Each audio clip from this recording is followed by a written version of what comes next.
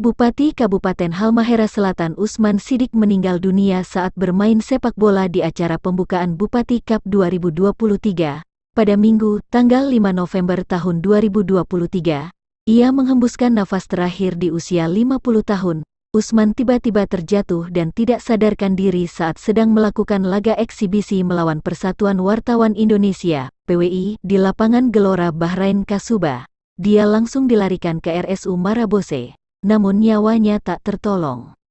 Ia berdiri sejenak menyaksikan pergerakan bola di daerah lawan, namun tiba-tiba terjatuh dan tidak sadarkan diri. Sontak pemain menghampiri memberikan pertolongan dan pertandingan dihentikan. Ia segera dilarikan ke RSUD Labuha menggunakan ambulans yang masuk ke tengah lapangan. Namun, nyawanya tidak tertolong. Saat ini, penyebab pasti kematian Bupati Halsel masih belum diketahui.